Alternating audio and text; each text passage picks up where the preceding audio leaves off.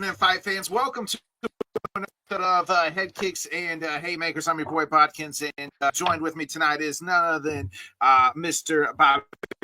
Great Wit will join us here later on. He's doing some business, but me and Bobby will hold it down.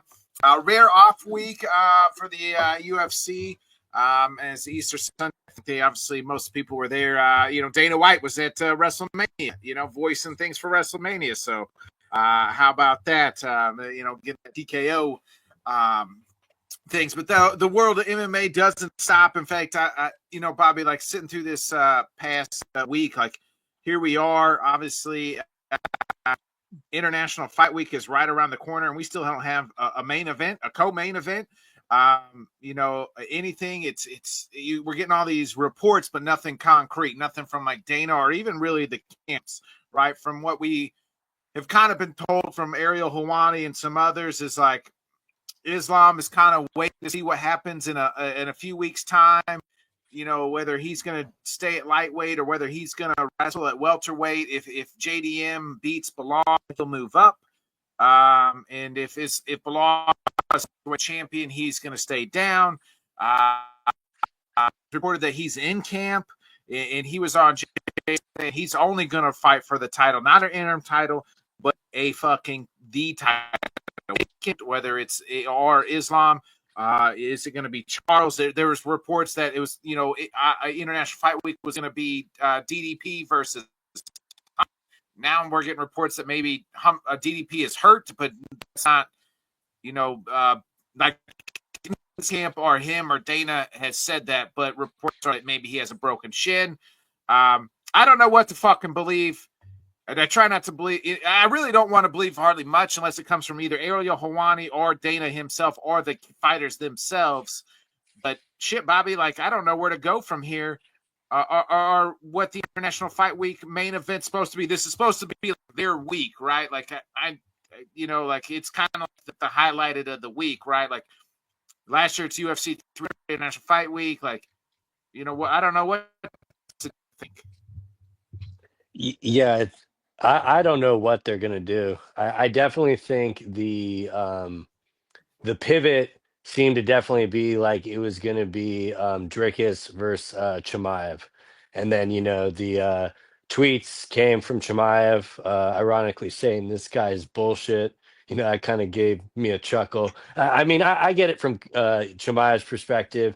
He's been waiting this whole time and stuff. And, he's finally the last just there. person to talk about though pulling out, right? Like it's kind of ironic, but at the same time, I can see he's frustrated. You don't get to bitch and moan. You don't get to bitch and moan. Yeah.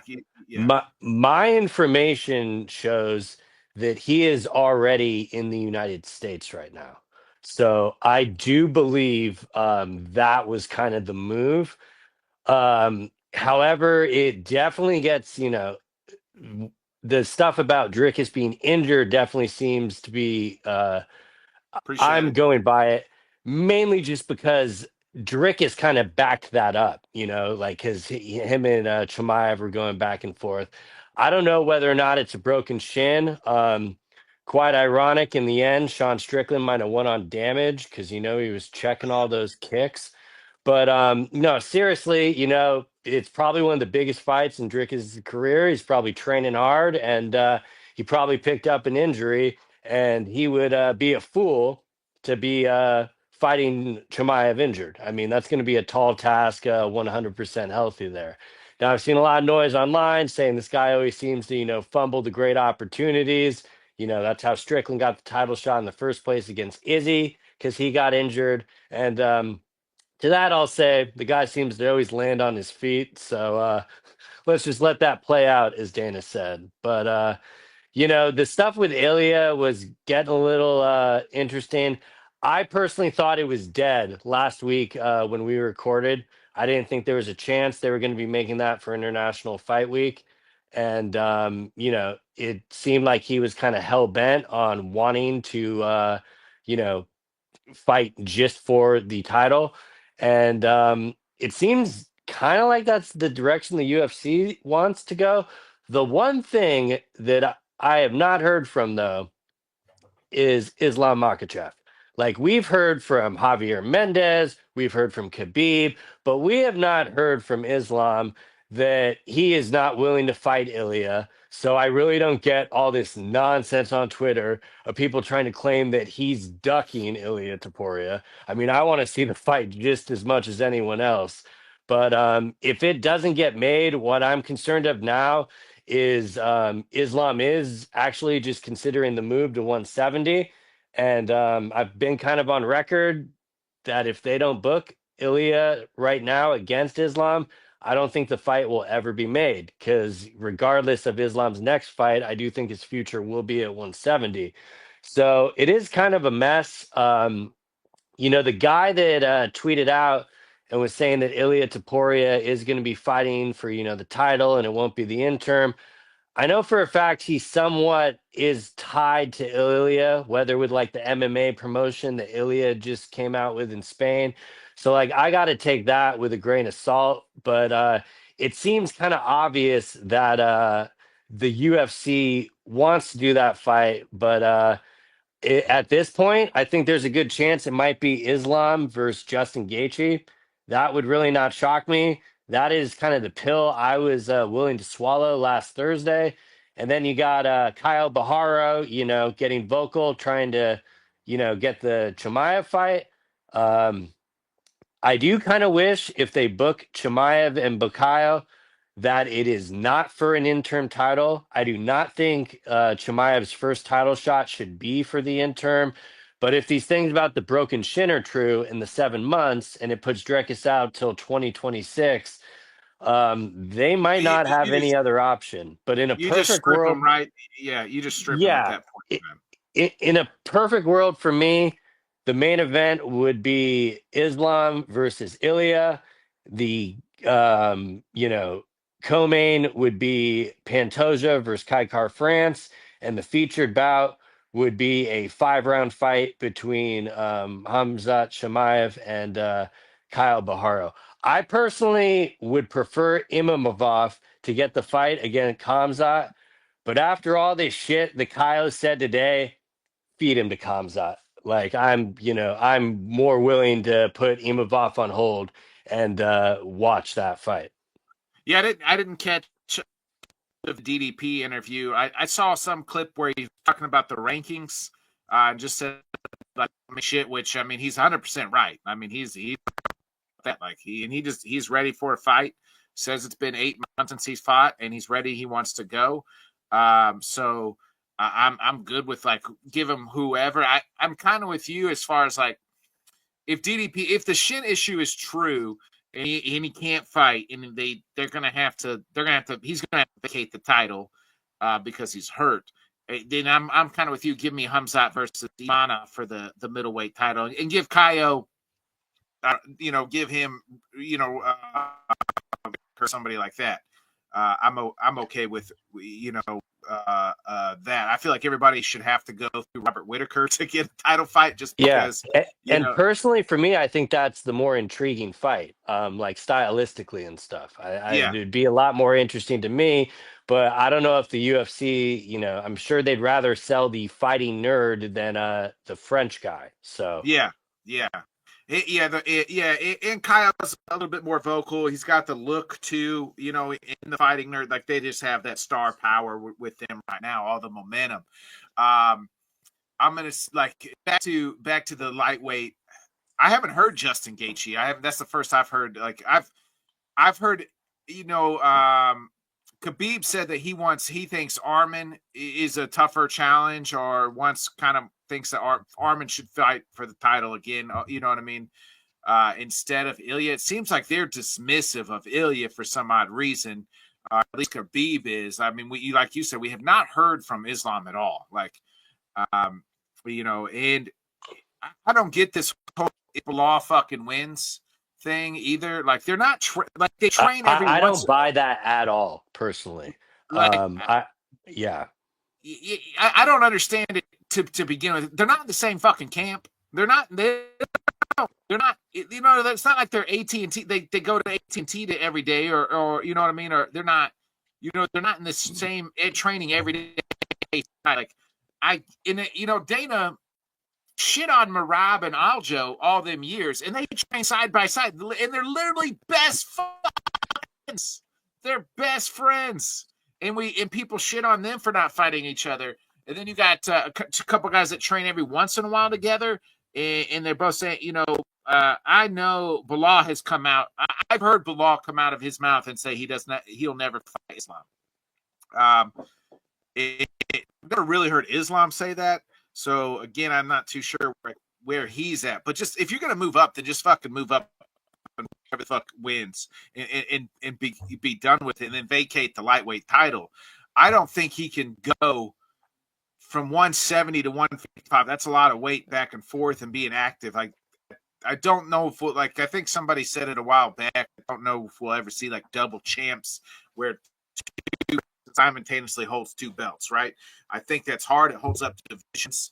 And I don't. So if it's either Islam, and maybe it is Islam, maybe they're saying, Ilya, it's going to be you and Islam, at IFW. Yeah, I don't know. What I've kind of like, at this point, I'll say I've kind of talked myself into, but I think the thing about not fighting Bilal is more of a kind of smokescreen because they know that this is the obvious fight that's going to get made. And, the one thing that I found interesting on the, Joe Rogan with Ilya was him talking about Dana commenting. And he literally said, like, I think Islam I wonder if he's going to fight Bilal after this. Like, Yeah, in Dana's mind, there really isn't that like friendship and training, but like you let with Marab and stuff, that's never really been his cup of tea.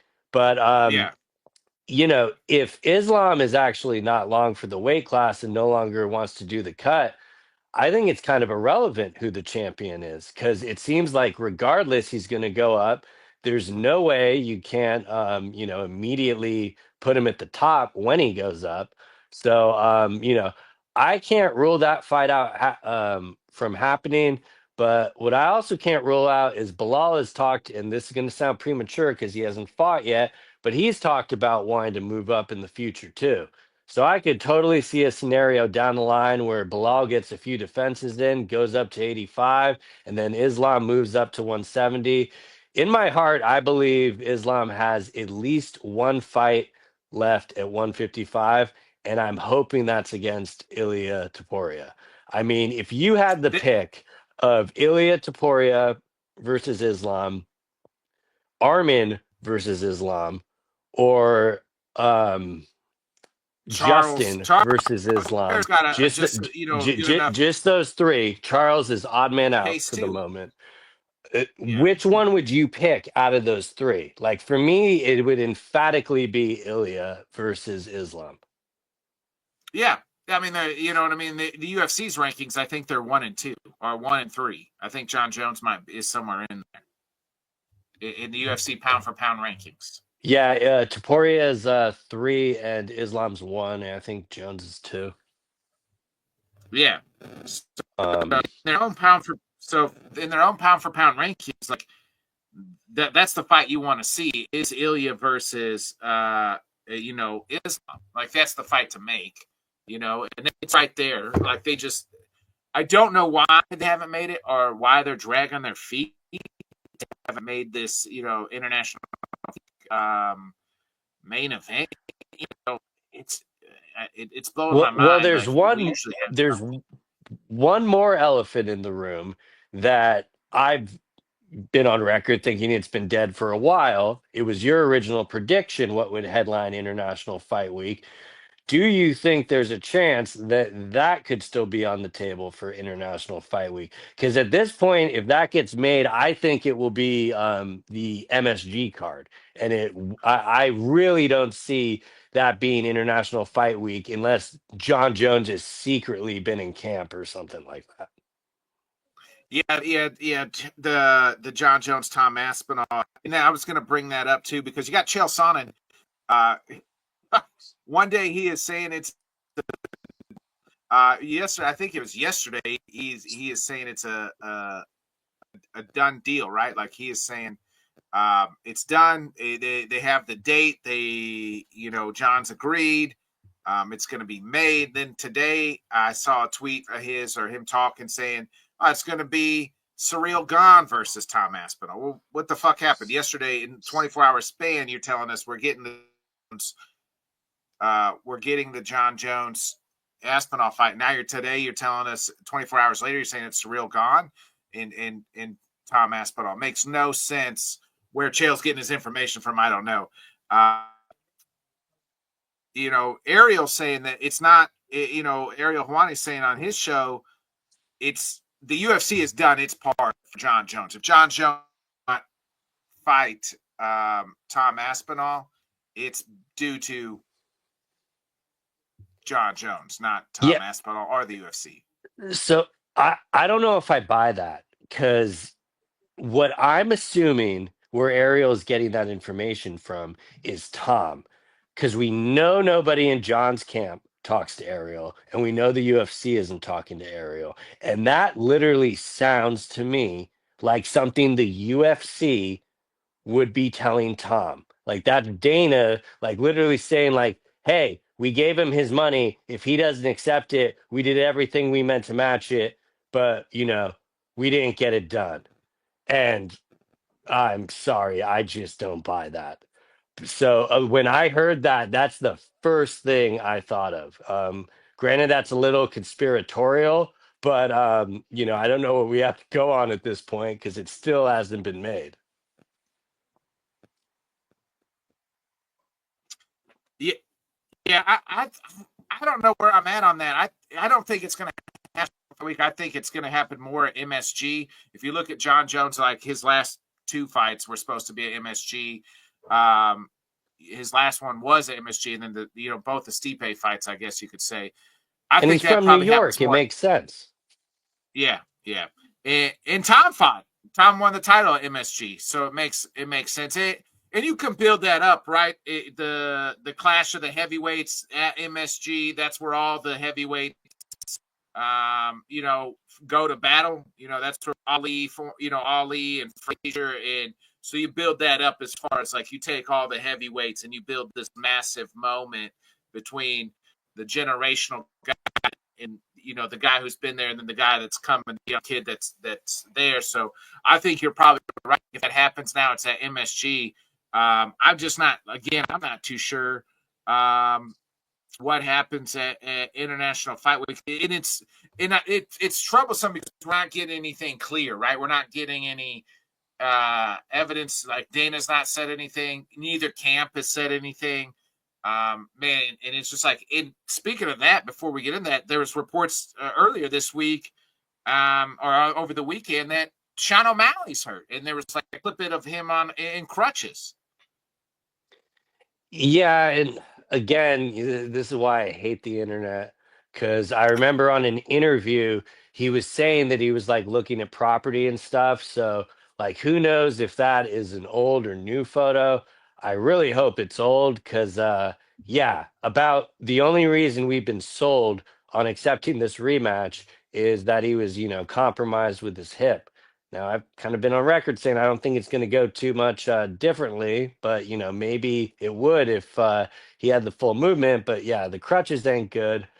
Um, and then I don't know. The last thing I got on internet, like, maybe there's a small chance this has to do because, ironically, some of these fights we're asking for are the biggest fights that the UFC literally have in their bag. Is this positioning for the TV rights deal they're trying to secure with the new package, wanting to do multiple people? Like, maybe they're shopping these two fights specifically around, but again, at the same time, that wouldn't make too much sense, because International Fight Week, to my knowledge, is through the ESPN plus package and everything, because that runs to the end of the year. So I don't really know like how much positioning that would really have. And I think, we're just so used to getting the announcement by now. We're all just on a little pins and needles. But I definitely got my preferences for what I want it to be. But I just don't know how likely that is at this point.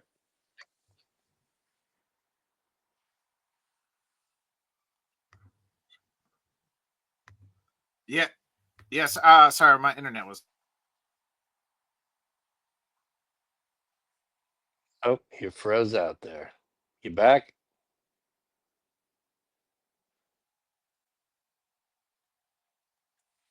Okay. He'll probably hop in and back there. Yeah. Oh, there we go. We're good. We're good. Yeah. Yeah. Were you? I think I heard you, what you're saying. You were talking about the contract and what's the chances? Do you think? What percentage do you give it to? And there's a report that Netflix. They said they didn't want to buy the whole package. I don't really know how much we believe in all the all that. Like I don't really think that's a ploy, right? Like a contract negotiation, a ploy. Negotiation, yeah. Yeah. Let me ask you this, Bobby. Do you think what percentage do you think that we get both? Like you just said, like we have the two biggest fights they can make, the UFC can make this year: Jones versus Aspinall, Ilya versus Islam. That's the two biggest fights I think anybody, if you talk to any fan, the two biggest fights they can make. Obviously, other than fictional fucking booking. What's the chances that we get both of those fights in this calendar year?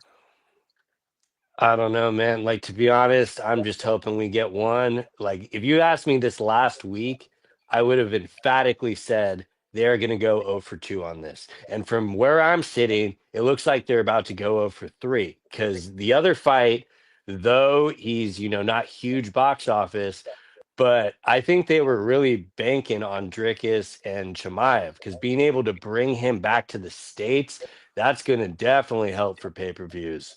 But I don't know. I just eh, think we might be going 0 for 2 on those. If I were to put it at a percentage, it's still, it's not total doom. I would probably put it at like 30% for each of them that they happen. I mean, like I said, if Islam's next fight is not against Taporia, I don't think that fight will happen. When these big fights get made, if they don't get made, something else happens. I mean, just look at Shavkat. He still hasn't gotten a title shot. And, Yeah, JDM. So, and if you look at it, speaking of that, and we what if JDM pulls the up in May in like 2 weeks? I think that fight is right. What if he pulls I the think that's upset? what the UFC is praying for at this point. JDM pulls the upset. Just No, the fact that it would solve a lot of their issues because Islam would immediately go up and they book that fight, and then they'd probably book Ilya with someone for the title. Ilya versus Charles for the title. Ilya Yeah, versus Charles. and but I've been getting ready to break down the tape on all this, and it's no secret, who I think is going to win that fight. There definitely are avenues for JDM to pull up the upset, but I think that's a big gamble, and also why I don't find it realistic that is the UFC's plan to wait to see if JDM can pull the upset. But if you look at the betting lines, it's not too much of an upset. I mean, he's not too heavily of an underdog. So, maybe my Bilal Muhammad fandom is getting the best of me. But just the people that I've seen Bilal fight against, I think he would, a pretty decent chance that he gets a ruby put on his belt that night. And more why I don't buy the fact that that is what Islam is waiting for. I think he's, maybe he's playing negotiation with the UFC and saying, "Hey, I'll fight Ilya, but give me Ilya came out on the Patrick Beck David and said he made like 2.5 million on the Max fight. So, maybe that's a contract negotiation on both ends, but I cannot subscribe to the fact that Ilya or that Islam is afraid of Ilya. Like that is just laughable to me. Yeah, And I'm not I'm an subscribing Ilya to guy, and that is laughable. yeah, I'm not subscribing to the ducking notion of it at all. I think so. Let me say, like, my question really was, my thought process was like, let's just say JDM pulls the upset, and then Islam drops the belt, and they do Islam versus JDM. What the hell do you do with Shavkat at that point in time? This is a guy who should have had 2 title shots, and one the champ got hurt, and he still fought, and then he got fought in that hurt, and then he couldn't fight this time. So it's just like, you know what I mean? So like sets him back. Do you just do him and Bilal? I guess if Bilal loses the title, you know what I mean? The fight for the I'd prefer it, but I think Shavkat would be promised the next title shot and would just be told to wait. You gotta wait. You gotta wait another year. So he would almost take a year off at that point in time, right? Like, but he's coming back from that terrible injury. So like, if he was completely healthy, I'd absolutely agree. You gotta take a fight, but it could be a worse situation for him, as crazy as that sounds. Yeah. Well, that kind of wraps up the news and went chumps in. I'll ask you guys both. Do you guys want to do our pound for pound, or do you want to talk about the UFC Kansas City card first? Pound, then we'll wrap up the show with UFC Kansas City. Are we good with that? Cool. Yeah. Yeah. All right. Let's jump into. Do we want to list off the fight? Do we want to have like a round table for the men's, and then I think we're just going to list off our women, or do we want to list off both of them, and then just kind of talk shit on each other's list? I'm good with the round table. Yeah, we can kind of round robin it. I was looking for like a day and some change at the UFC's pound for pound, and I was like, it's a couple people. Because if we're just doing 10, you know what I'm saying? It was a couple people in my mind. I was like, I'm surprised that they're not even in the 15. But, it's c'est la vie. Come see, come ça. All that French, whatever. You know what I'm saying? All right, wait. I'll start with you. We'll do a round table with just the men here first. What number 10? For me, man, number 10 is a guy that I was looking at for the last couple of months, a little longer than that, and I like the productivity in the past year or so. He's done some things, he's won some fights, and he's made some noise. And even though right now I don't know, I guess he would be somewhat in title contention. I just want to give him a shout out, man, because he is not on this list for the UFC rankings. But in my mind, I'm gonna go Joaquin Buckley at 10. Somebody just throw him right there at the bottom, bro. I'm throwing him right there at the bottom. Well, okay, Witt is bringing the fucking wild. He's been making noise. Why not? Why not at 10? Wow. Maybe he's on the cusp of 11 or 12. Right, but I said 10, cut off. Right there.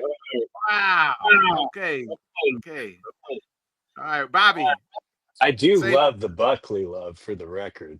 That's awesome. Damn, I thought my number 10 was going to be controversial, but Witt just stole my thunder. My bad. Now I just got a guy on the list. My number 10, and I kind of struggled with this one. I really wasn't sure where to go with this, because a lot of times the pound for pound ranking should definitely be for what's already happened, which I completely acknowledge. That's normally how it works. It's not an all-time ranking, it's a pound for pound. And then there's kind of the what could you do for me lately. And granted, this ranking was probably when we thought the main event for International Fight Week was intact. But my number 10 is none other than Hamzat Shemaev, Mr. Boris there. No, that's not too shocking. I'm okay with that. I mean, to me, that's Witt's. I'm still like my brain still can't wrap around Witt's shocking. The young man's winning some fights. He deserves a little bit of exposure. My number 10 is Tommy Aspinall, the interim heavyweight champion. At 10? Yeah. Shocking for you. I know, and he could be a little higher, but I'm gonna I got him at 10. Okay. The rest of my list is, I mean, I got some guys I don't even really like on my list. But they're good fighters. So, But they're guys, yeah, you guys, right. I can agree with that. I already know who say, that is. I got a couple on there. This ain't the popularity or my favorite list. This is guys who are I gotta tip my cap to. Bobby, we'll go back to you. Number 9. So your 10 was Aspinall? 10 was Yeah. Aspinall. Okay. This is another one I kind of struggled with and went back on. And when we go further up, it actually might be a little bit more shocking. But my number 9 is Tom Aspinall. Mm. And Okay. Yeah. just like Botkins, I wish I could put him higher, but and at this point it's almost no fault of his own, but Yeah. the activity just has not been there to crack ahead of some of these guys that have, done successful title defenses and have done nothing but continued to win. So I don't feel good having him on here. I was kind of hoping, an announcement would get Yeah, made around this fight and it would make me, switch up the entire thing. Because I'm not going to lie, if that fight was announced on paper, I would have an entirely different pound for pound. And again, that should, sound kind of absurd when we're talking about stuff that has been done. But if that fight was booked, it would someone would actually be on my pound for pound list. Let's just say that. Okay. Okay. Oh, so you're tipping your We'll cap to get me on. there. We'll get there. You don't have Double J on your list. Nope. Wow. See, I do. He just Oh, fought I in know you November. do. When you mention it, I can explain why. No, But you're good. Whit, who do you got at number 9? Colby Covington, Roy Vall, somebody. bro. Nah, man, I'm with you, Bobby. Rick 9 Chandler. due to due to just a little bit of inactivity, which is not his fault, of course. I got Tom Aspinall, interim champ. Right now, we're waiting on the match to be set. The last time we got an opportunity to see him, he did, prove his salt. But when we're doing pound for pound right now, for what I've seen, there are some guys who even have a loss I would put in front of Tom Aspinall right now. But at 9, I think it's respectable because literally with the fight that he's supposed to have, he jumps up. If he wins, right, he'll jump up 7-5 spaces immediately just with one fight. So Oh yeah, yeah. let's Well, go. if he beats John Jones, he's my number 1. Yeah, I mean, immediately. So I mean, it's not. We're not to me. we're not disrespecting He'll him. be. Maybe you could put this when we'll get there. I don't want to tip my cards too much here. My number 9 is a guy that was way higher on the list the last time we did our rankings, but he lost the light heavyweight title, and it's none other than Alex Pierre is my number 9, Poton. Mhm. So Yeah. he just again, that fight, he just didn't look like himself. Seems like he's trying to, I don't know, get the spirits back or something, and we'll see what he does in the rematch here in October. Whit, I'll go back to you. You're number 8. This is where we are beginning to have one of those we in agreement type moments because I'm going AP, I'm going with the boogeyman, I'm going with Alex Pierre, man. Just Okay. like even though the loss was a tough loss to watch, you know, once again, the activity, everything else except for that in like the last year and a half still gives me pause to even put him at 8. I almost had him basically at 7 because 6, 7. I feel like my 5, 6, and 7 can be interchangeable. You know what I'm saying? But they're champions nonetheless. But either way, yeah, let's go with AP Alex Pierre. To clarify, Pierre is the only non-champ I have on my list. Indeed, I got the Piera and Joaquin. Bobby, you're number 8. You know what time it is. But Magomed Ankalaev is my number 8. I actually got Or him higher on my list. I actually yeah, I have or him got high. or Big Ankh, however you want to Big call Ant. it. Big And Ant.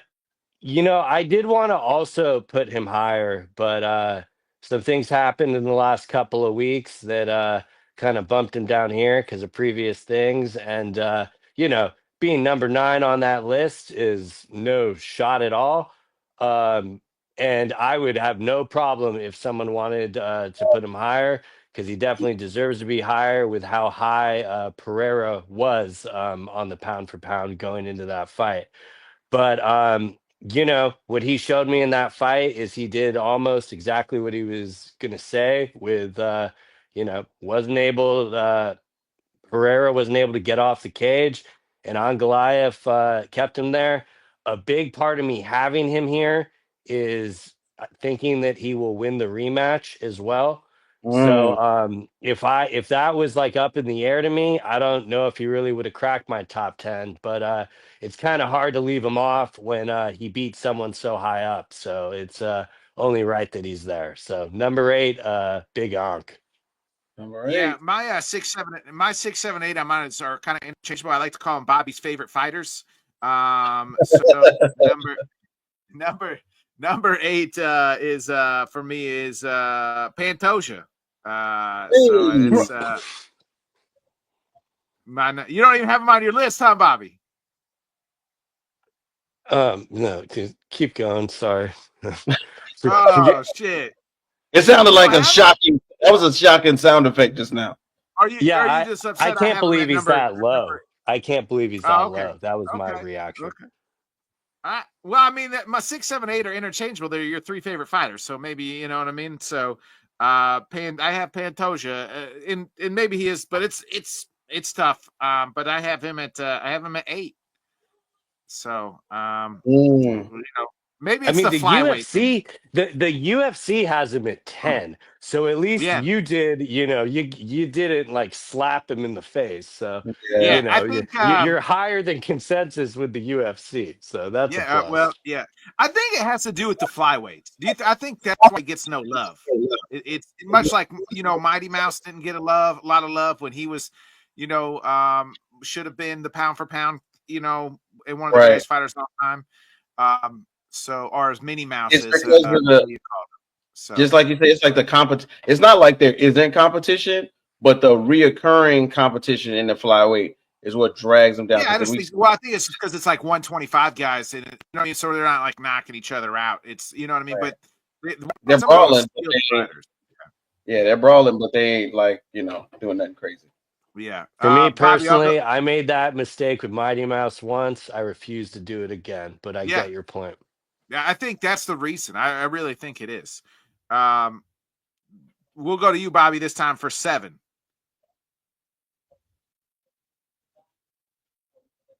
My bad. 7. 7.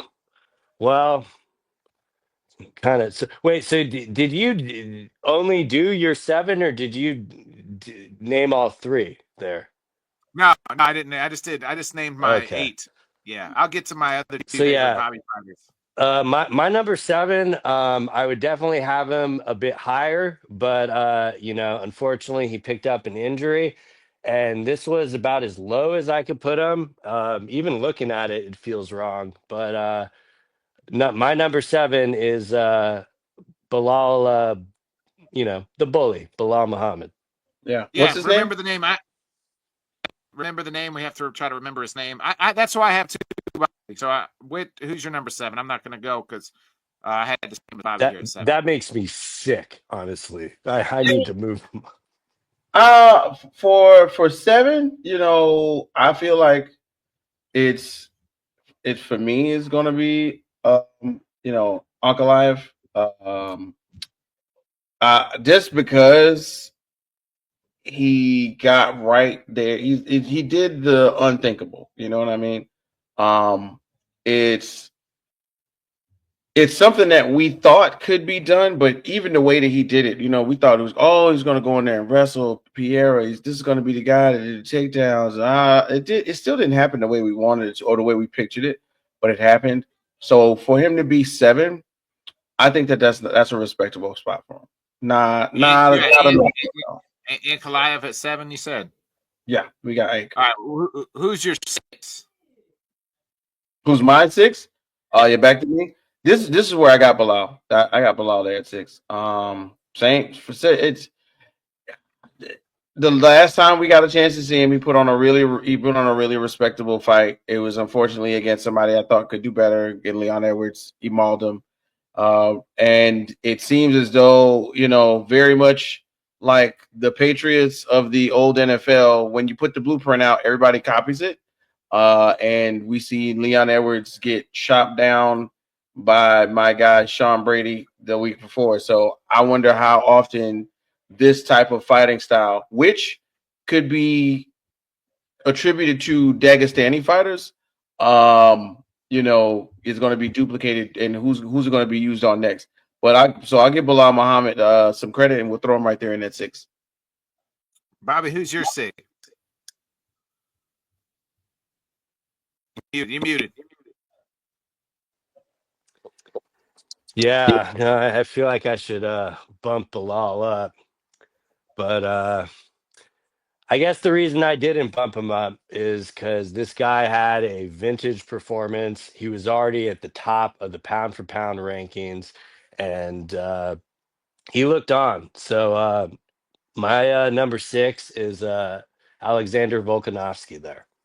And I don't think that one really takes too much explanation to show with how I got there. It was more putting him over other guys like Bilal and stuff. But he recaptured a title for a second time, and had multiple defenses in his first reign.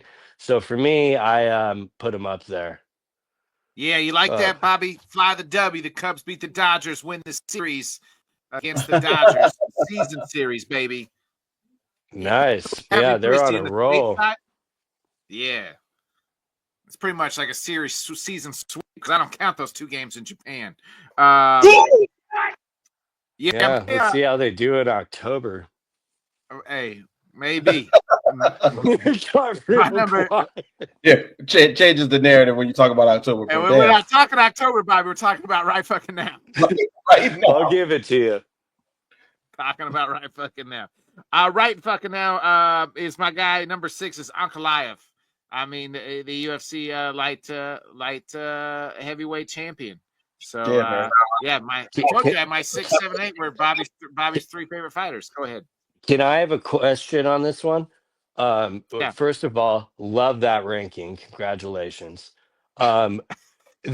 So did you put him that high mainly because he beat Pereira, who was so highly ranked? Yeah. Okay. Yeah, I kind of assumed so, but I just wanted to double check. I mean, when you beat a guy to me that I had 2 or 3, I think I couldn't, the last kind of time we did this guy, and he really beat, you know what I mean? Like Alex, I think won 2 rounds of that 5-round fight. You know what I mean? Maybe 1 round. And just kind of beat him down. If Alex, I probably would have put him higher. I probably would have put him at 5, but he finished him. So that's why I have Ankalaev at 6 because of who he beat, and that's why he's over Pantoja and Bilal. Because I did not feel good putting him at 8, so I'm glad that he got put a lot higher because like I said, you could take my 6, 7, 8 to me and mix those 3 up to my like I said, Bobby's favorite fighters. Right. Who's your number 5? Me or Whit? Yeah, you. Yeah, 5. You're 5. Me as Bobby's in 5. Bobby. Okay. Yeah. Yes. Another one that was a little bit tricky, but I don't know how I could really have him lower than this. But number 5 is the man that we don't know what his current status is, but still knocks Dricus du Plessis. I don't think there's a fighter I could have been more wrong about than Dricus du Plessis. I was not on the show when he fought Whitaker, but I did not think he stood a chance, and he dog walked him and finished him. And he just keeps finding a way to win, and he seems pretty well-rounded in everything. It really bums me out that we're gonna have to wait for the Chimaev fight because no offense to Kyle Baharo, but that is not a more interesting fight. Like, the interesting fight is the one we had. This would be nothing more than being able to fill something, which, hey, if we get to see Chimaev on International Fight Week, I'd be fine with that. But yeah, that's a real one I was looking forward to. And I still don't really know what way I'm going to go on that, to be honest. I go back and forth with it every day. So hopefully we get it. But yeah, still knocks at number 5. Okay. I don't want to. I'll get to. Go ahead, Whit. Yeah. Well, number 5, man. I'm gonna throw like a not. It's not necessarily a monkey wrench. I don't want to call it a monkey wrench. It's more like just a act of faith because of what it kind of took to get there. I don't think I said it already, but I had it. I got it on my phone. I'm gonna throw Volk at 5, and then That's what like I got. this is 5 too. this is at I got. Volk at 5. So yeah, if you so you kind of see like just because of the adversity, you know what I'm saying? We know it's not that. It's not that. This guy was pound for pound champ. This guy was the number 1 guy, and he lost to the 1 and 3 guy in the UFC rankings, and he got his belt back. He did take the year off, but he got his belt back. He won. And so to me, like, I'm gonna not forget about the 2 knockouts, but I can move past it now because it's like, okay, he probably should have took the short notice fight against Islam, like a week's notice, and then turn around and fight Ilya in both. Like, I don't know, you know what I mean? Like, I would have liked to see when we saw him in a full camp against Islam. He gave Islam every inch that Islam had. You know what I mean? Like, not that he won the fight, but he kind of won the night almost. Coming away. Yeah. It looked like a difficult version for Islam to fight. Yes. Yeah, like Islam really struggled against him. Like, Islam looked human, right? Like, you couldn't finish him. He's damn near finished everybody else. I think he has finished everybody else he's faced damn near, other than Volk. So like, yeah, I put him at 5. I'm right there with you. And Bobby had him at 6. I mean, that's I really struggled putting Dricus in front of him there. That was another one that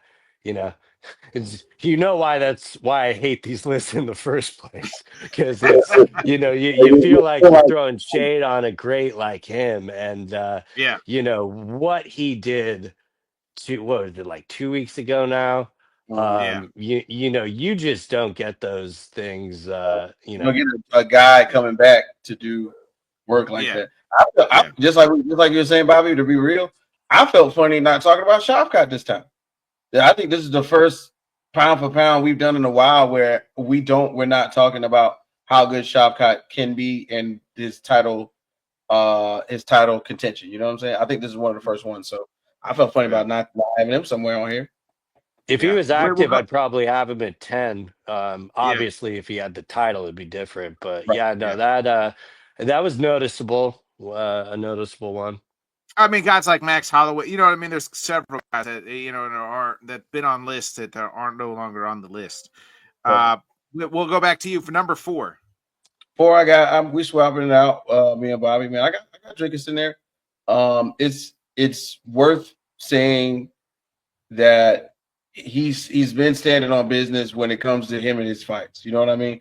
It's not going unseen that he is literally taking the toughest fights and doing I'm not going to say he's like mauling guys, but he's winning strategically each time, and he's been taking it. One of the things that I love about him is like after the post fight, you can tell he's been taking some shots. He's been been durable.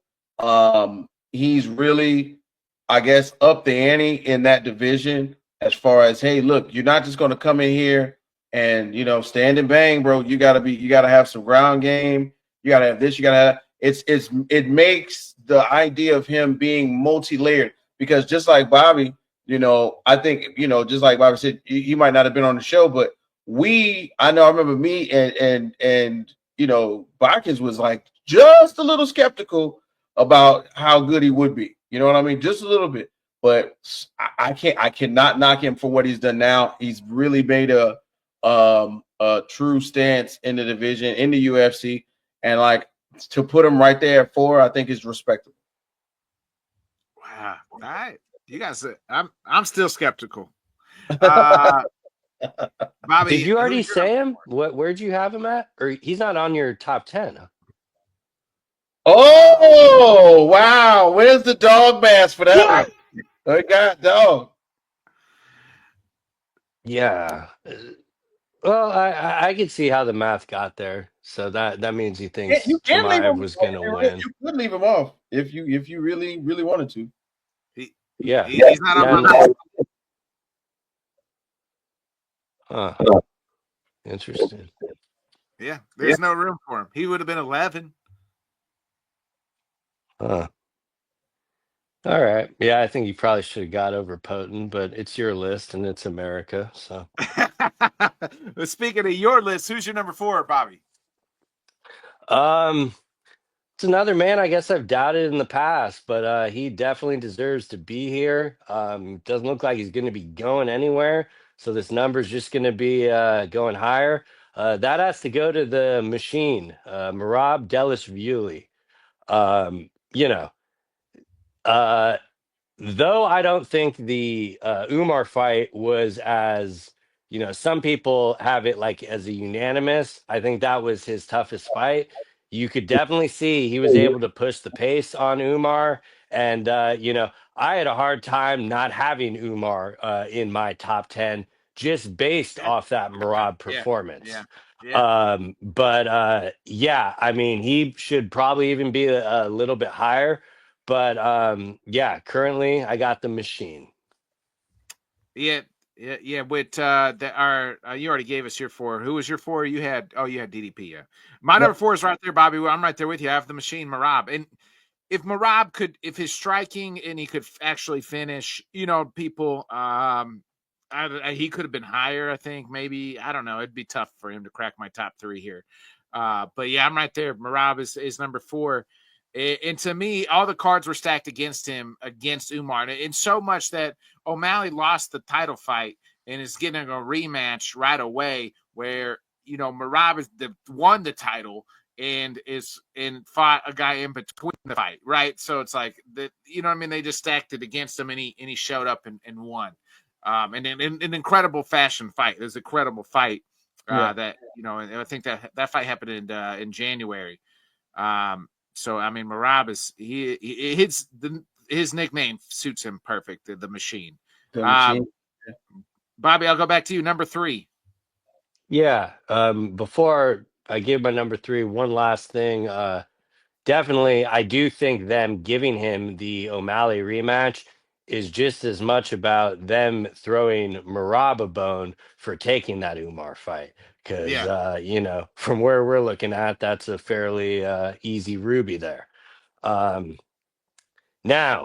on to my number 3, which apparently this guy's one of my favorite fighters. I didn't even know that till 10 minutes ago. But, you know, I just can't keep discounting what this guy's doing. Flyweight is probably one of the most stacked divisions when you look at it 1 through 12. Yeah, middleweight is stacked when you look at 1 through 5. Yeah, 145 is stacked when you look at that. But if you're looking 1 through like 15 in flyweight, there is not an easy night out in that office. And Alexander Pantoja beats all of them. So my number 3 is Pantoja. Okay. Whit, you're number 3. All right, you're muted. I don't know if you're talking to us or. Yeah, my mom says hi, guys. I'm sorry. Oh, tell your mama said hi. Hi, Mr. Whit. But yeah, we on 3, right? Yeah, 3. All right, so 3 is more. It's more of the same. You know, we're kind of rotating guys right about now. You know, we're gonna go ahead and throw Marab out there. It's to see him take care of business in the fashion he's been taking care of business with multiple guys, somewhat seemingly not missing a beat. You know, it's I don't know. I don't know what else to say. It's one of those things where what else, you know, because all right, so I'm not, we're not gonna, you know, speak lightly on his last fight, but literally, I don't care which Nurmagomedov it was, but he beat him and he beat him horribly, like made him look outclassed, you know, and then mess around. And I think the brother lost in PFL. It was just a horrible. Nah, they won. They won. They won? He won. Okay, yeah. All right. The brother won in PFL. The other one lost it in the UFC. And at that time, if y'all remember, you know, they had a lot of those promos between promotions where, of course, you know, the Godfather is going. They don't even want to let Dagestani fighters in anymore. There's nowhere else for them to fight because of how good they are, and so on and so forth. And to see someone come in who, you know, is jovial, is jokey, he laughs, he makes fun of himself, he's none of that serious crap we see from the other camps, you know, come in and take full advantage of a guy. I think he deserves that number 3 spot. You know, number 2, number 1, you can flip flop it, maybe 2, but definitely not anywhere that is not 4. You know what I'm saying? So 3, let's give it to Marab. He deserves it. He's worked his butt off.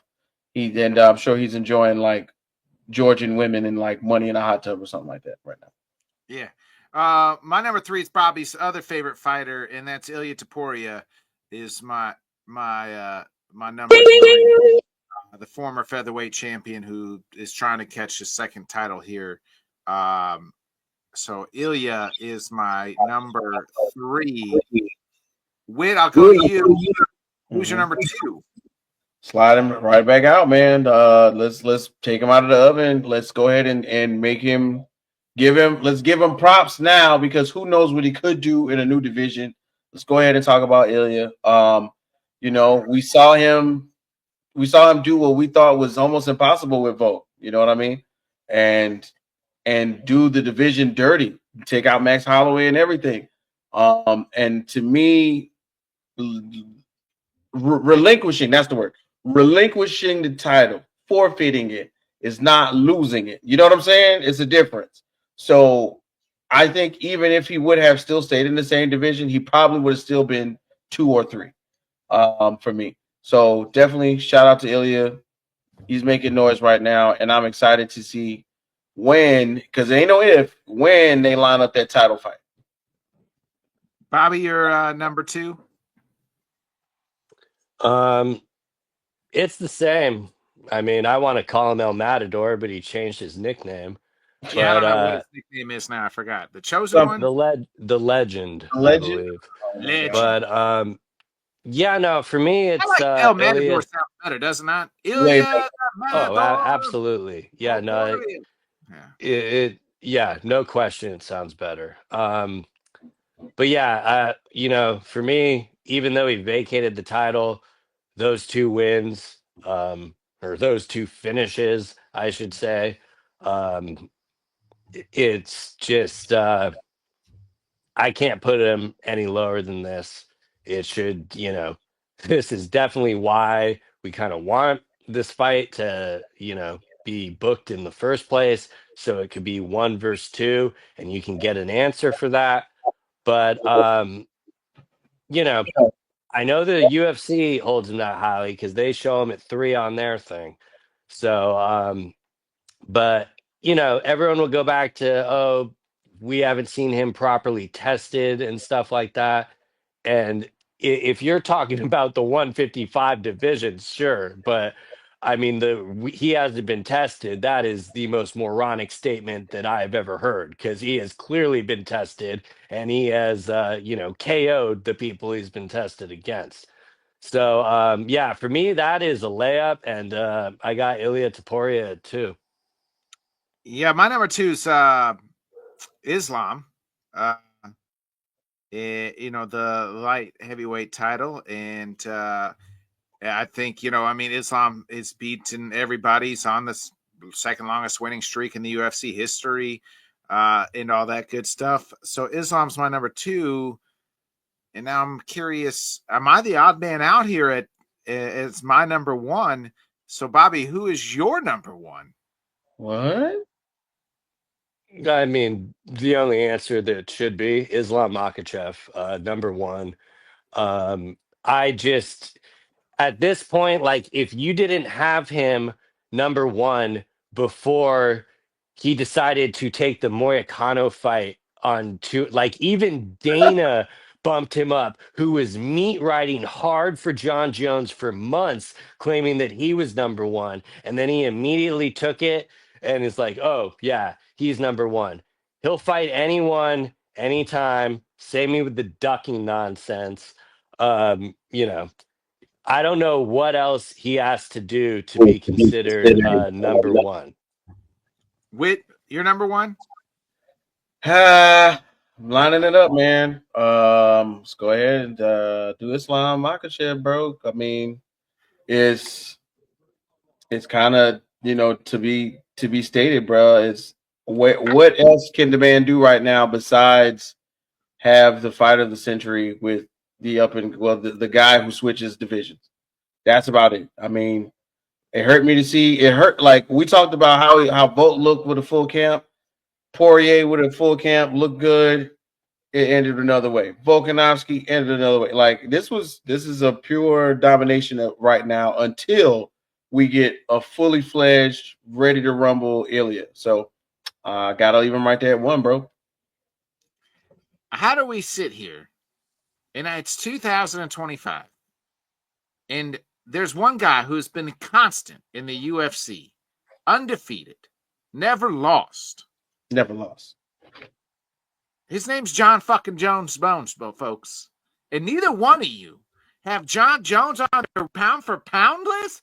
I mean, the disrespect to my number 1, John Jones, cleaned out the light heavyweight title. I understand. You want to tell me he should be fighting Tom Aspinall, and in fact, you guys know how I feel that he's going to lose to Tom Aspinall. I have predicted this.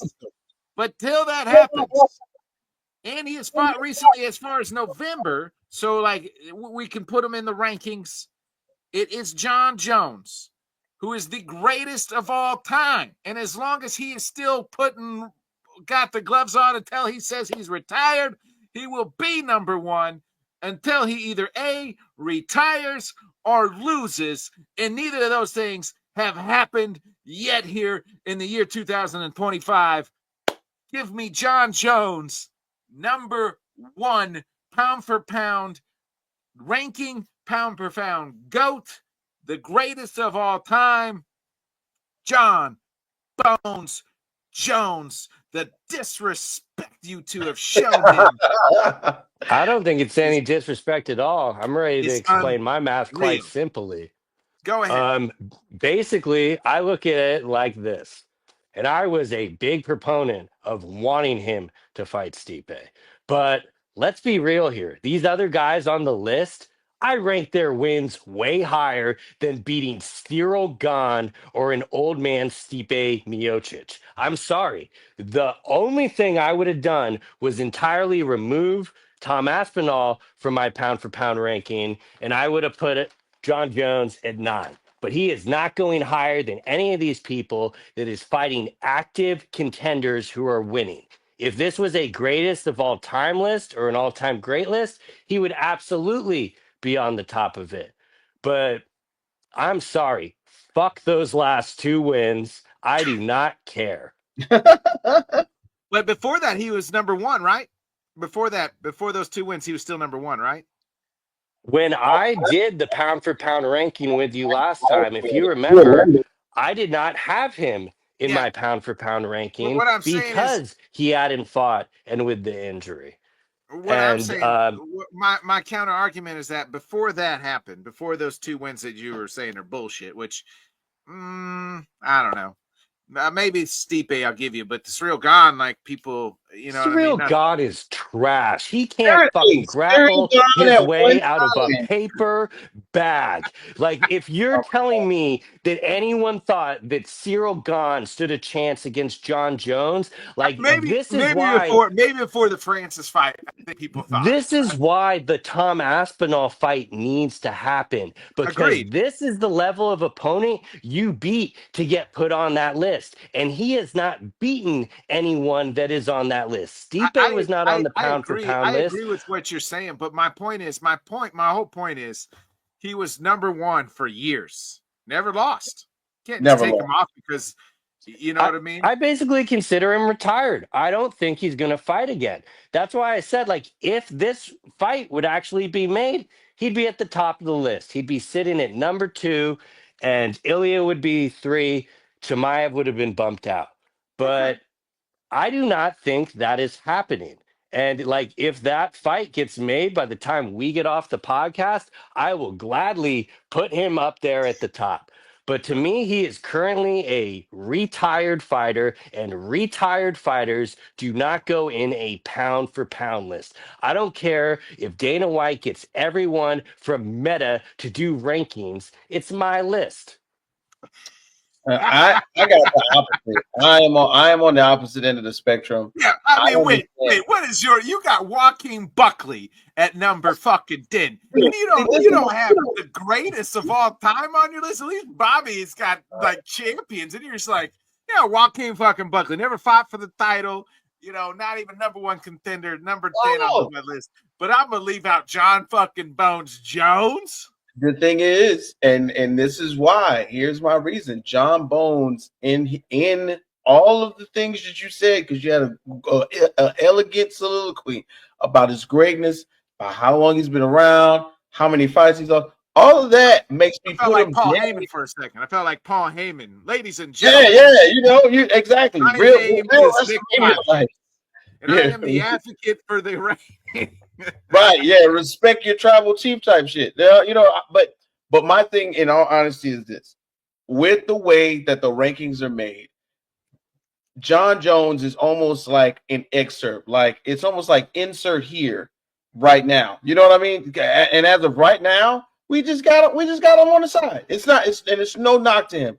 We of all people, us who talk about this every day, who are waiting for the time Aspinall fight to be, we know how good John Jones is. We know how long he's been around. But just because he hasn't fought, that doesn't mean he's not the best ever. No. But right now, just for the pound for pound, I don't have him on. I don't have him on it right now. But as soon as I hear, like if we do in a month, if we do a pound for pound and the fight is made, he's going back to number one. That's just how it works. You know what I mean? But I could see that had he not fought in November, but he just recently fought in less than a calendar year. yeah, less than the count. I mean, it He feels fought a guy that had not fought in 2.5 years, that got KO'd by someone that's no longer I think it in was the longer than that, UFC. actually, Bobby. And this is like me 4.5 correcting. Like, I was wrong on time this. fighter.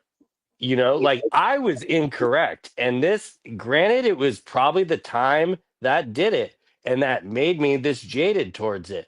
But I'm at the point where it's shit or get off the pot, John. And I know John doesn't care about my pound for pound rankings. So if it will appease you, I'll bump Chimaev out of there and he's at 10, or I'll remove Tom. But Just like, know if we he don't get is. Tom Aspinall versus John Jones, I'm blaming you two because Jones tunes in and No, he doesn't have him on. You don't have him on his list. Hey no, man, if anything, you should be praising me.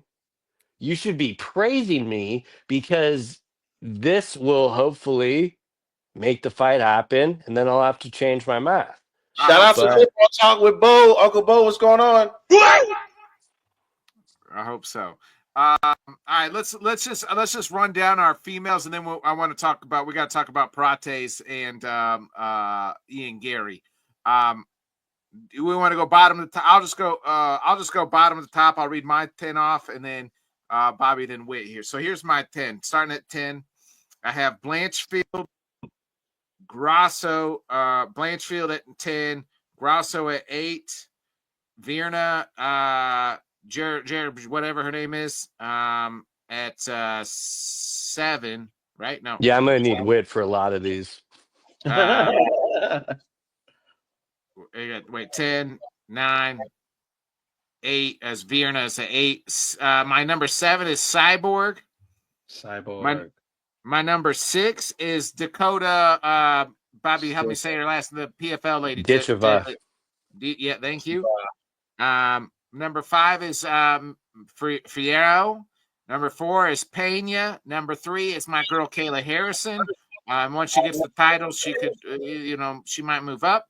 And then I have number 2 at is Chevy, and then I have number 1 at Wei Lee. Bobby, go ahead. You're top pound for pound women's. We pretty much got the same list down there.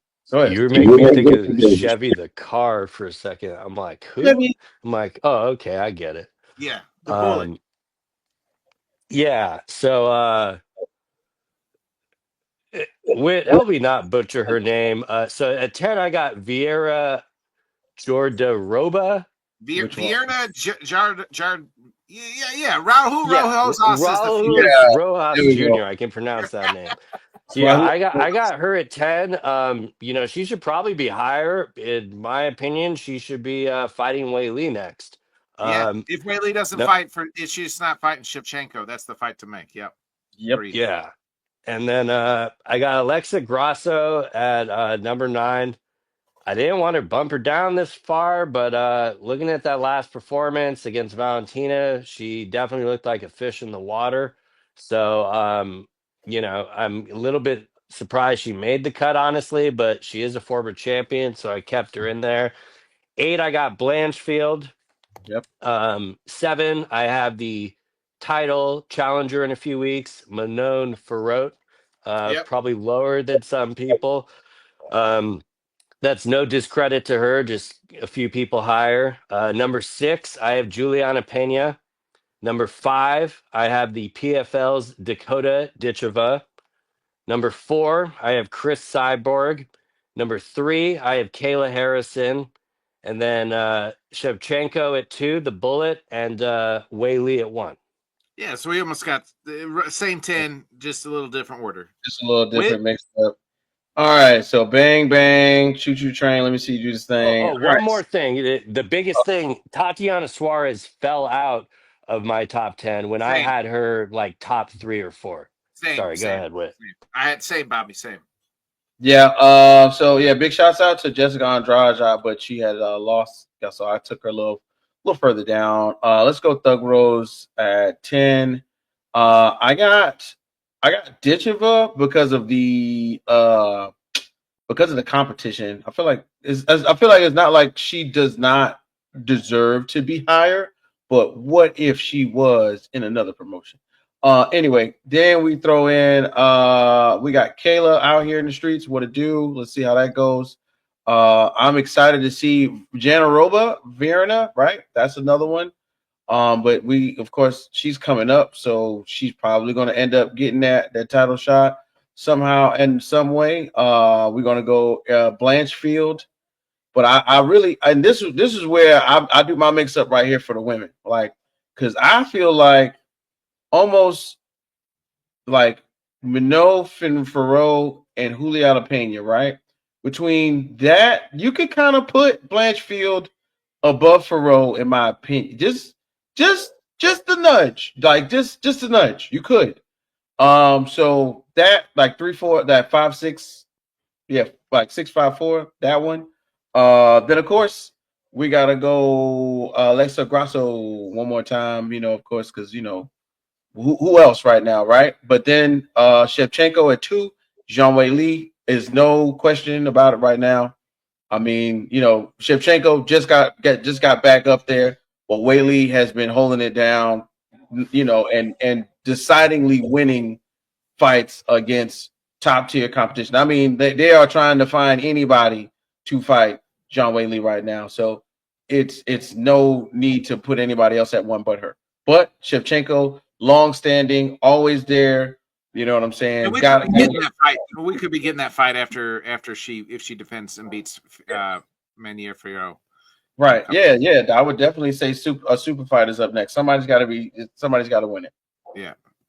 All right, boys, let's get into this weekend. Really just the main event live in Kansas City. Your boy will be live in person. You going? Yeah, I am going. Got the tickets on Monday, so I will be live in attendance. Watching. I mean, this card was supposed to have Khalil Roundtree versus Jamal Hill, which would have been an incredible fight. This is the card itself is pretty darn good. 6 fights on the main card, so that's kind of odd. The undercard's pretty, decently stacked. I'm gonna pull the card up actually here, but we got to talk about this main event because it has title implications. It's got some juice. These guys are talking a little shit to each other. It's none other than Ian Machado Garry versus Carlos Smoke 'em if you got him Prates. Bobby, I'm going to go to you. We'll start your thoughts here on this main event. This is going to be an absolute war, I feel like. This is everything you want. I mean, literally, the fact that it's on a fight night, I'm still kind of shocked. Like this is like main card, a pay-per-view written all over it. And we talked about it a few weeks ago. You really got to credit Carlos for taking the fight. I mean, he wanted it. Ian's taking the short kind of. I mean, I give Ian enough credit. I will absolutely give him credit for this. But for me personally, Carlos is the one that's taking the risk here because he's on a heater. He was just going in, to fight Jeff Neal. And now all of a sudden, he's got to do 2 more rounds, possibly, against Ian Machado Garry, who, has pretty good distant management. And we've seen in the past, Carlos, when he fights bad, it's when he's being put on his back foot. So, I find it very, very interesting how this fight is going to play out. I could honestly see, Ian wanting to maybe use some grappling and having it be a lot similar than the when he fought Jeff Neal and stuff, and kind of use his size. But you know, I could definitely see it going the other way as well. Like you look at Paratas, he does have that power. My question will mainly be, will he be able to find Gary's chin? Because again, what Ian is very good at is that distant management. And like low key, what's not being talked about enough is this is Shuto Box versus the Fighting Nerds. So, I mean, that in its own right is going to be very enjoyable. Very jealous that you're going to be live in attendance to this one because this is absolutely the fight you want to be watching. But I don't know. I never thought I was going to pick against, the Fighting Nerds have been on such a heater every time they come up. What do we say? Well, they just keep winning. How could you really pick against these guys? And I get that sentiment completely, but I think this might be where I'm getting off the train for this one. Because I do think that Ian Garry has the tools to be able to beat Prates. And the thing that is most interesting to me is that this fight is 25 minutes. We've never seen Carlos in a 25-minute fight. So, never seen a smoker do anything for 25 minutes. I just wanted to jump in there and throw that like a real cigarette smoker. Exactly. And like to me, like that's why I love this fight so much. Because if Carlos is able to get it done, I mean, holy shit, he might as well 170's clogged enough for the next title shot. But if he's able to, get this win over Garry, that would be a huge feather in the cap. So I could totally see why he, took the fight. So it's definitely worth the risk. And is Carlos's power just going to be too much for Garry, or will Garry be able to maintain the distance and more or less point fight to a decision? Also, think it's live that some grappling can going. I would kind of prefer to see that happen. I would be very interested to see, like, what if Carlos is as decent on the ground as John Silva? Like, I mean, Yeah. I really don't know what we're going to be getting. I would imagine he would be doing his best to keep it on the feet, but just what I saw on tape from Garry, and especially what I saw in his last two fights, definitely against Shavkat as well. I think I have to lean Garry for the win here. Wow. Wit. Yeah, bro. I'm kind of. I think Bacchus, you said it. No, which one? One of y'all said it just now because kids are making noise. It's more in my mind. There's more to lose for Carlos Prates. Ian Garry has come into this era of his career as someone, although we might not like his life outside of the ring, we might talk about like socially he's got a situation that kind of people don't understand, but it's okay. That's fine. If it's whatever works for you, your family, the son, the mother of your son, like all of that stuff, that's cool. But in the ring, which is what we will stick to. We got the knockout with Rodriguez, Uncle Neil Magny by unanimous decision, Jeff Neal with the split, and then Michael Venom Page, MVP, which I honestly thought MVP was going to point him out. Prates is on the upswing of his career. Taking a loss to Ian Garry right now, especially when Ian Garry is on short notice, this could derail his whole joint, bro. Like, this could take him off the track to do what he wants to do. This could be the fight that makes him put the pack of cigarettes down if he loses it. But I am intrigued. I am intrigued by it being a fight night, B, it being a 5-round main event.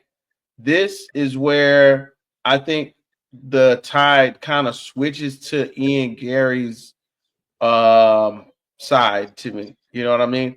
Even on short notice, Ian Garry is obviously one of those guys that we have, seen and heard is constantly training, going to Thailand, living with the family in a hut, living it by meager means and really taking the fight game serious. I'm not saying that Prates doesn't take it seriously, but the part where this is 5 rounds, this is where the rubber's going to meet the road for him. Can he maintain that same level of pressure through 5 rounds with a top tier fighter like Ian Garry, who has been in the ring with tough competition, really took it to Shavkat as best as he could, but it didn't work out. You know what I mean? So if he almost did his thing against Shavkat, Prates, in my mind, even on short notice, should be someone he could, I'm not going to say easily take out, but handle in my mind. But would I be surprised if Prates landed a shot on him or something? Nah, I wouldn't be. But I'm thinking, Ian Garry is more has a better fight IQ. You know what I'm saying? Because he's been around the way a little bit longer. So I'm thinking the fight IQ takes over for Ian Garry, and he doesn't allow Prates to do the things that Prates does best, which is grapple. Prates likes to get you up in them corners, and then he's got long enough reach to where when he releases you, he'll catch you with those hands. If Ian Garry keeps him up in that Muay Thai plum behind the neck, you know what I'm saying? Maybe gives him a couple wiggles, throws him off balance, maybe especially, or does something like take his legs out from under him with some of those shin kicks, that they practice daily in Muay Thai in Thailand. They practice breaking people's shins. I mean, it could really upset the Carlos Prates style of fighting. So for me, I'm going Ian Garry on short notice on this one. Yeah, the thing I like about Ian Garry is like every time he steps into the octagon, it's a different version of Ian Garry. Like he literally is like, okay, this is strong suit. Well, I'm not gonna, you know what I mean? Like the Jeff Neal fight, right? Like he's like, well, I'm not gonna sit here and fucking box Jeff Neal because like Jeff Neal can fucking knock my ass out. So what am I gonna do? You know what I mean? It's like every time he steps in there, he has a perfect game plan for his opponent.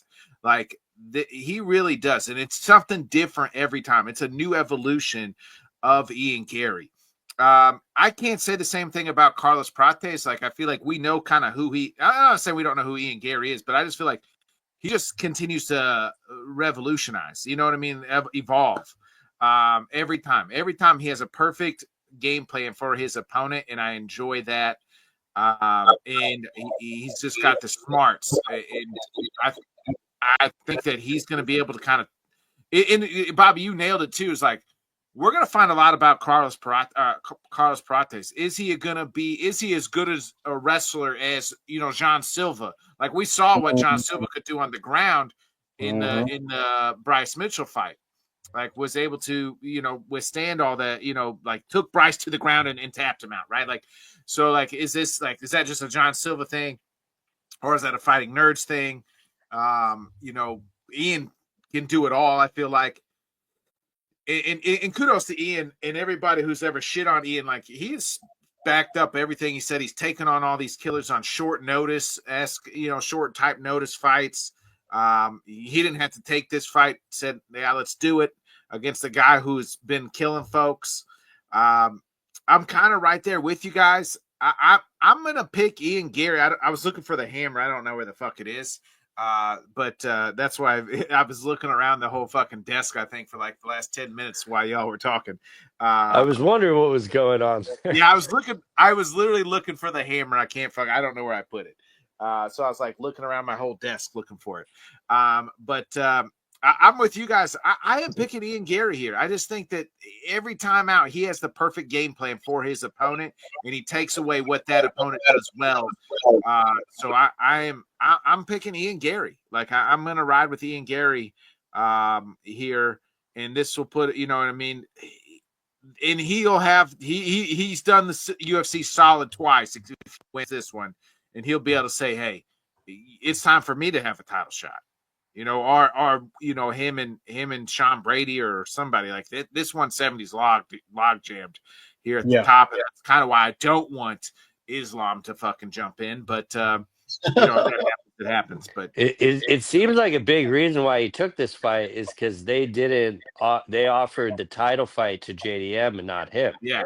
So like you said, he just keeps taking the tough fights that no one wants, and if Carlos loses like to that point, I don't think his stock really drops. No, I think Ian's stock drops a little bit, but if I don't even know if his stock drops. It's one of them fights where either fighter loses. I guess it'll depend on if Prates goes out there and smokes Ian Garry.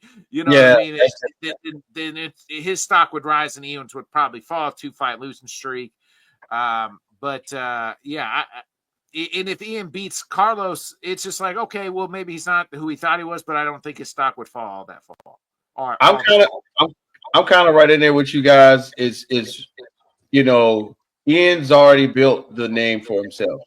Prates is building the name, but taking on Ian Garry and losing to Ian Garry is still kind of like, all right, man. So it's not Neil Magny, but damn near the guy that we want you to see in there. Y'all know I always do. I gotta check out Tapology. Tapology's got it. 56% of 2017 people are close. Yeah, they think he's Ian Garry with decision. So we're kind of everybody's kind of in the same, Ian Garry with this one. Yeah, couple of fights I want to shout out. Anthony Smith's retirement fight is the co-main event. Yes, sir. Yeah, so he's you got Giga Chikaze and David Oname is on this card. That's going to be a pretty good one. Michelle Pereira made his return.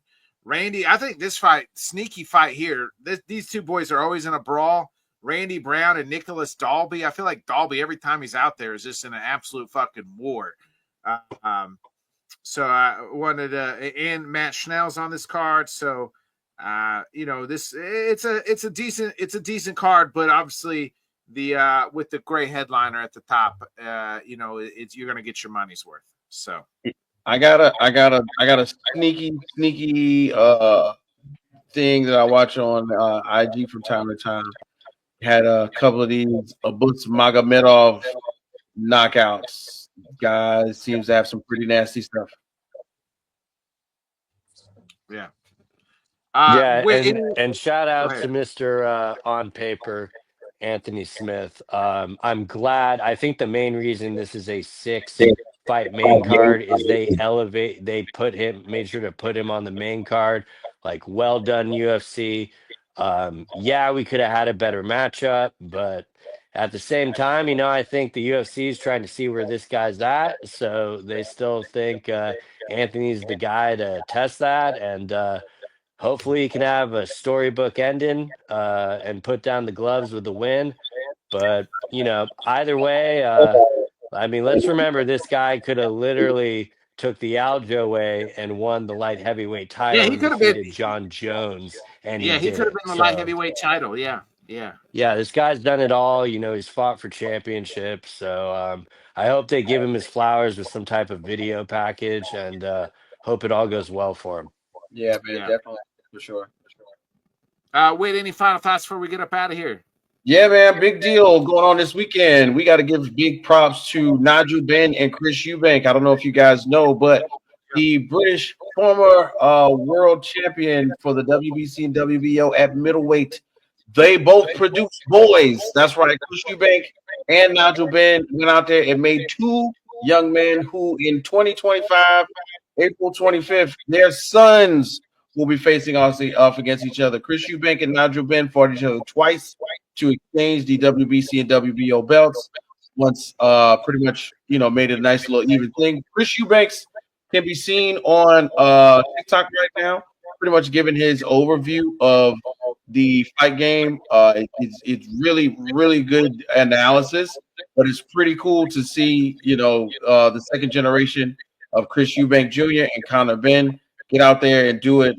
Hey, man, my old man wasn't, said I'm a chip off the old block type joint. You know what I mean? So we see a lot of fighters who come from fighters, but I think this is really different because my dad still does not like your dad. Like we really got beef. Not only do I have to fight you, but my father is on the other side of the ring, just gritting his teeth, thinking about that time he got knocked out. And boy, if I get knocked out, we're gonna have two old men in here, who can remember that. But I'm joking about it. But Chris Eubank, of course, has been knighted by the Queen before her passing. He's actually a really great advocate for boxing in Britain. One of the guys who actually tried to, link up with Turki Al-Sheikh to kind of formulate somewhat of that middleweight WBC, WBO stuff, so it wouldn't be such a logjam. So I'm interested to see how his son portrays the Eubank name in this one. So this weekend, if you got some time, check out Eubank versus Benn. It's kind of Eubank versus Benn 3, even though it's the sons. You know what I'm saying? So yeah, either way, check it out. That's wild that this was this weekend. I thought we had more time. Yeah. No, in real life, I thought I could have swore it was next month sometime, but my notifications for X went off. Another guy that I watch. Shout out to Hot Boxing Minute. Y'all follow him if y'all want to on X. Great fighting analysis. Always in the gym type of guy. He's pretty much broken it down really well. I think this is going to be. I don't think this is going to make it all the way to the end because they actually don't like each other from having had those English gym wars that they like to have that they don't put on camera. So I can't wait to see what happens with this. I mean, that's saying it lightly. Eubank smacked him in the face with a handful of eggs. Yes, yes. Safe to say there's some bad blood in this one. And I'm stoked. We got 2 fights to look forward to now. Definitely. It'll be a banger. All right, folks. Well, this has been another great episode of Head Kicks and Haymakers. We'll be back this time next week, 8 o'clock Central, 9 Eastern. We'll talk about, the results and everything else. So be a friend, tell a friend, folks. Like, subscribe, share. We'll see you next Wednesday night. For my guy, Witt, Bobby Blunts, I'm Bodkins. We'll see you next week, baby. I love it. You guys are so great. Thanks so much for joining us, and until next time, let's talk sport, friends. Thanks for watching.